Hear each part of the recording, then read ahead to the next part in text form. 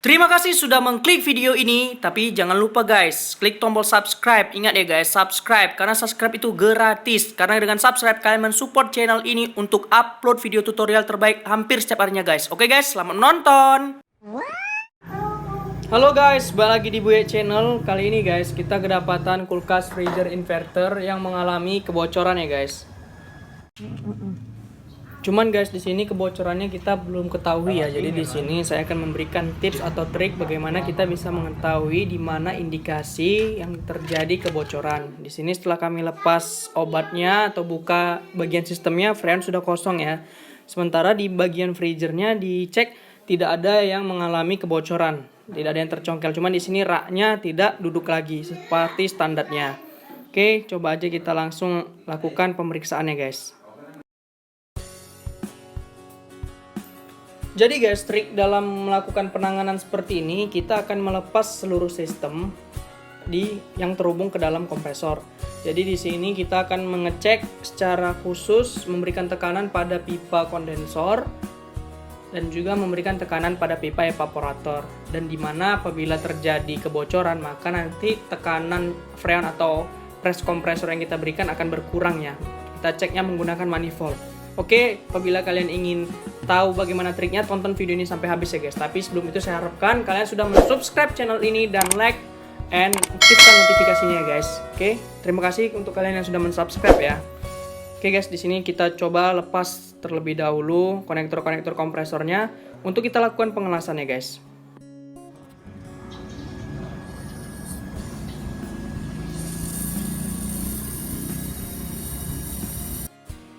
Oke guys, di sini kita terlebih dahulu ya membuka instalasi pipa pada unit ya. Di sini saya melepas pipa tekan atau pipa discharge-nya guys.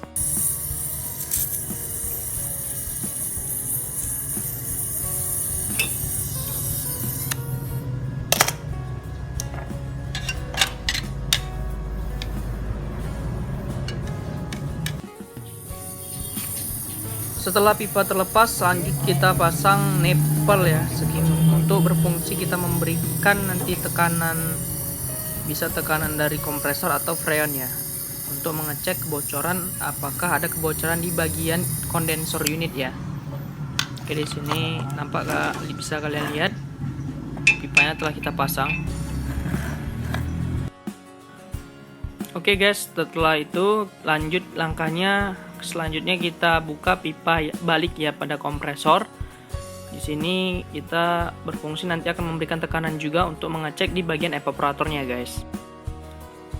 Dan juga sama seperti pipa kondensornya, kita pasang juga nipple di pipa baliknya untuk mengecek nanti diberikan tekanan freon guna untuk mengecek apakah evaporatornya ada kebocorannya guys.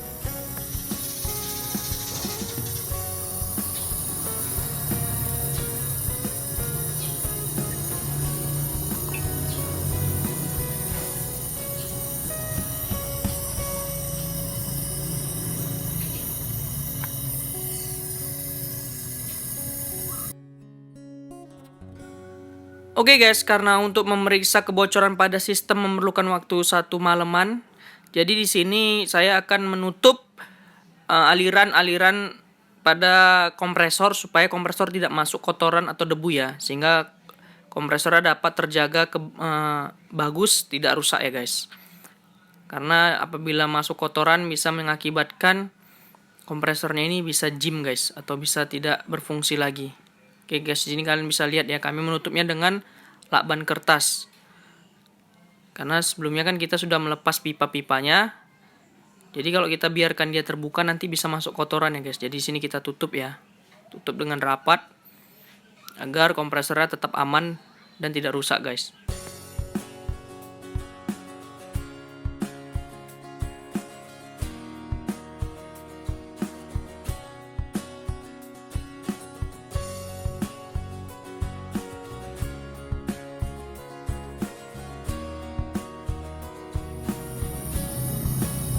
Kan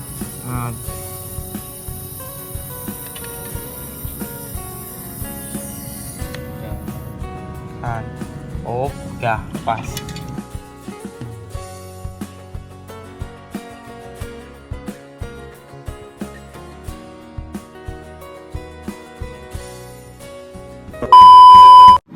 Halo guys, balik lagi di Buet Channel. Di sini guys, saya akan menjelaskan perihal permasalahan kulkas freezer yang sering diisi obat habis karena dia mengalami kebocoran ya guys. Jadi triknya seperti ini guys, trik cepatnya.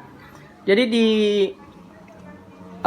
sistem dia kan nanti terdiri dari kompresor misalnya guys. Kompresor, dia pipa kondensor, setelah itu masuk ke dryer, kapiler, lalu balik ke evaporator dan kembali lagi ke kompresor.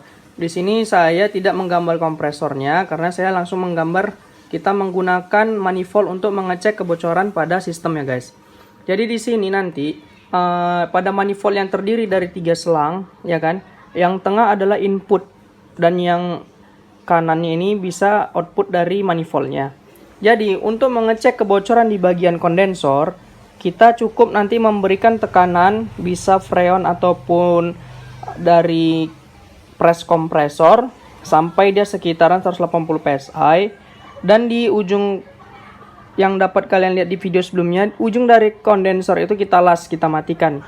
Jadi di sini kalian bisa lihat kita membaca atau kita mengecek apakah kondensor mengalami kebocoran atau tidak. Dan di sini di pipa evaporatornya pun sama dengan kondensornya ya. Di pipa evaporatornya juga kita berikan tekanan nanti sekitar 120 psi, dan di ujung kapilernya ini kita matikan ya guys, sehingga freon tadi itu akan tertahan di sini. Jadi guys, kita tunggu 1 malaman. Apabila bocor sehalus-halusnya itu 1 malaman, pasti di antara manifold kedua ini pasti akan turun ya guys. Misalnya ada kebocoran di kondensor, maka yang tadinya 180 bisa menjadi 0 psi dan 120 bisa jadi 0 psi.